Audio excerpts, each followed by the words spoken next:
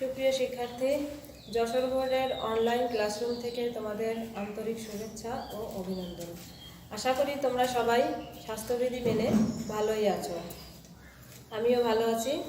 তো আজকে আমি তোমাদের সাথে ক্লাস করব SPC Kapurpura high school and college Sanskrit বিভাগ একাদশ ও দ্বাদশ শ্রেণী। আজকে আমি আলোচনা করব আমাদের সংস্কৃত দ্বিতীয় পত্র, এখান থেকে একটি কাব্যাংশ। তো আমাদের কাব্যাংশ নয়, এটি একটি নাটক। তো আমাদের এই নাটকটির নাম হচ্ছে অভিজ্ঞান শকুন্তলা, অর্থাৎ শকুন্তলা নামক একটি নাটক। তো প্রথমেই আসি আমাদের শকুন্তলা নাটকের লেখক পরিচিতি নিয়ে। আমাদের শকুন্তলা নাটকটি লিখেছেন মহাকবি কালিদাস। মহাকবি কালিদাসের এই অনন্য সৃষ্টি অভিজ্ঞান শকুন্তলা নাটকটি সারা ভারতবর্ষে এক অতুলনীয় হয়ে পড়েছে। তো আজকে এসো আমরা সবাই এই অভিজ্ঞান শকুন্তলা নাটক নিয়ে একটু আলোচনা করি। অভিজ্ঞান শকুন্তলা নাটকে প্রথমেই বুঝতে পারছো যে আমাদের দুটো চরিত্র আছে, শকুন্তলা এবং দুষ্যন্ত। আমাদের এই নাটকের নায়ক হচ্ছে দুষ্যন্ত এবং নায়িকা শকুন্তলা। শকুন্তলার পরিচয়টা প্রথম দিই। শকুন্তলা হচ্ছে পিতা পণ্যের পালিতা মেয়ে। পালিতা মেয়ে অর্থাৎ আমাদের শকুন্তলার জন্মদাতা পিতা ছিল বিশ্বামিত্র। বিশ্বামিত্র একদিন কঠোর তপস্যায় বসেছেন। তো কঠোর তপস্যা দেখে স্বর্গের দেবতারা ভীত হয়ে পড়লেন। ভীত হওয়ার জন্য তার তপস্যা ভাঙার জন্য, বিশ্বামিত্রের তপস্যা ভাঙার জন্য আমাদের স্বর্গের রাজারা পাঠালেন উর্বশী মেনকাকে। তো মেনকা গিয়ে বিশ্বামিত্রের কাছে গিয়ে তাকে তার ধ্যান ভাঙানোর চেষ্টা করলেন এবং ধ্যান থেকে আমাদের বিশ্বামিত্র মুনি বেরোলেন। বেরিয়ে তার সাথে মিলিত হলেন এবং মিলিত হওয়ার ফলে মেনকার গর্ভে একটি কন্যা সন্তান জন্মগ্রহণ করলো এবং তার নাম দেওয়া হলো শকুন্তলা। এরপরে বিশ্বামিত্র মুনি যখন দেখলো যে তিনি সংসার ধর্মে জড়িয়ে পড়বেন, সেটা বুঝতে পেরে তিনি তার কন্যাকে, জন্মদাতা কন্যাকে বনের ভিতর ফেলে রেখে চলে যান এবং মেনকাও তার কাজ হাসিল হওয়ার ফলে মেনকাও তাকে ত্যাগ করে নিজের মতো স্বর্গে চলে যান।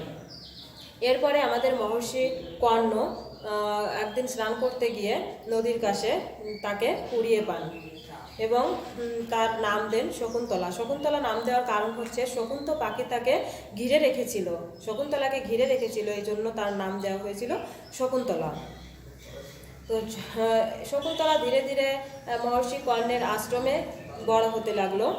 এরপরে যখন বড় হলো, একদিন রাজা দুষ্যন্ত ছিলেন পুরুবংশীয় রাজা। তিনি এলেন মৃগয়া শিকার করতে, অর্থাৎ হরিণ শিকার করার জন্য তিনি মহর্ষি কর্ণের আশেপাশে ঘুরছিলেন। এরই মধ্যে আমাদের দুষ্যন্ত দেখতে পেলেন শকুন্তলাকে দেখার পরে তার মনে ভালোবাসার উদ্বেগ হলো। দুষ্যন্ত শকুন্তলাকে তার ভালোবাসার কথাটা জানালেন এবং শকুন্তলাও তার ভালোবাসায় রাজি হয়ে গেল। এরপর শকুন্তলা এবং দুষ্যন্ত দুইজন অন্য সবার চোখের আড়ালে নিজেদের অন্তরঙ্গ হলো। এরপর হঠাৎ একদিন তারা, দুষ্যন্ত এবং শকুন্তলা, সব আত্মীয় স্বজনের অমতেই তারা গান্ধর্ব মতে বিবাহ বন্ধনে আবদ্ধ হলো। গান্ধর্ব মতে অর্থাৎ আত্মীয় স্বজনের অগোচরে যে বিবাহটা হয় সেটাকেই বলে হচ্ছে গান্ধর্ব মতে বিবাহ। বিবাহের কিছুদিন পরেই দুষ্যন্ত বিশেষ কাজের জন্য ফিরে গেলেন তার নিজ রাজ্যে এবং শকুন্তলাকে কথা দিয়ে গেলেন যে কিছুদিনের ভিতর তিনি এসে শকুন্তলাকে নিজের রাজ্যে নিয়ে যাবেন। শকুন্তলা দুষ্যন্তে চলে যাওয়ার পরে শকুন্তলা স্বামী চিন্তায় মগ্ন রয়েছেন। এমনই সময় ঋষি দুর্বাসা মহর্ষি কর্ণের আশ্রমে এলেন এবং শকুন্তলাকে দেখতে পেলেন। কিন্তু শকুন্তলা এতই স্বামী চিন্তায় এতই মগ্ন ছিলেন যে দুর্বাসা মুনির উপস্থিতি শকুন্তলা বুঝতে পারেনি। এ অবস্থা দেখে দুর্বাসা মুনির খুবই রাগ হলো।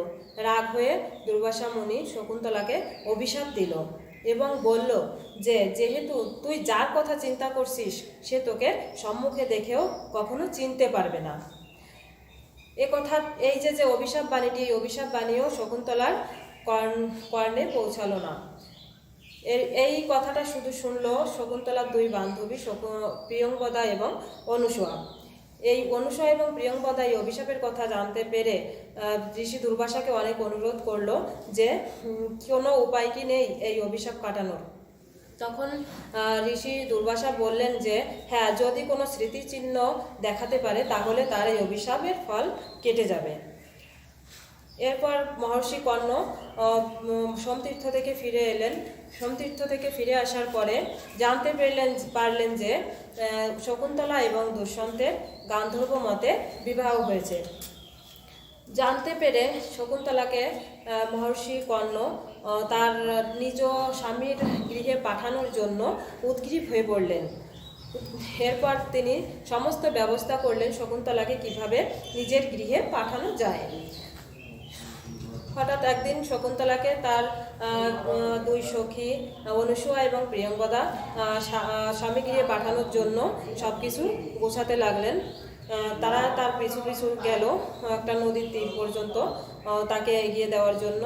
এরপর শকুন্তলা কিছু দূর যাওয়ার পরে পিতার সাথে কান্নাকাটি করলো। কান্নাকাটি করা শেষ হলে শকুন্তলা নিজে গেল স্বামী গৃহের দিকে।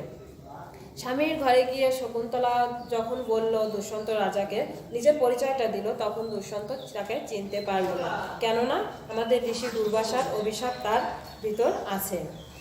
যখন চিনতে না পারার ফলে দুষ্যন্ত তাকে তার রাজ্য থেকে অন্য রাজ্যে পাঠিয়ে দিলেন। শকুন্তলা অন্য একটা আশ্রমে গিয়ে বাস করতে লাগলো। এখন শকুন্তলা প্রতিগৃহে যাওয়ার আগে সে একটি নদীতে স্নান করলো এবং স্নান করার সময় আমাদের দুষ্যন্ত যে আংটিটি দিয়েছিল শকুন্তলাকে, সেই আংটিটি জলের ভিতর পড়ে গেল।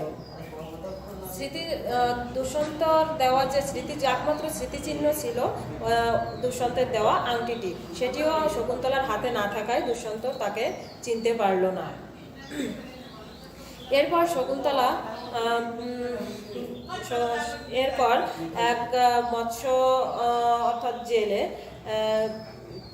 মাছ ধরতে গেল। মাছ ধরতে যাওয়ার পরে একটি মাছের উদর থেকে এই দুষ্যন্তের নামাঙ্কিত আংটিটি পেল।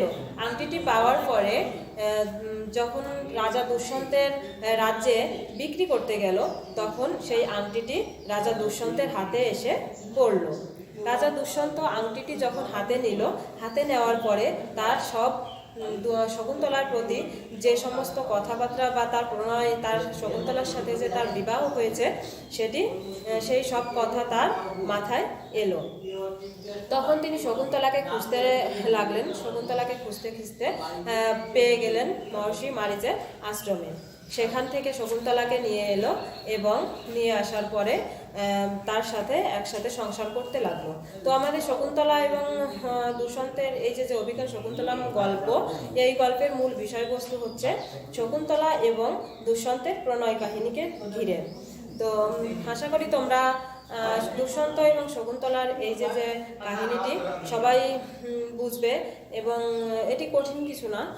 তো তোমরা যদি মনোযোগ সহকারে এই গল্পটা শোনো তাহলে অবশ্যই বুঝতে পারবে। তো ঠিক আছে, তোমরা সবাই স্বাস্থ্যবিধি মেনে ভালো থেকো। সবাইকে ধন্যবাদ।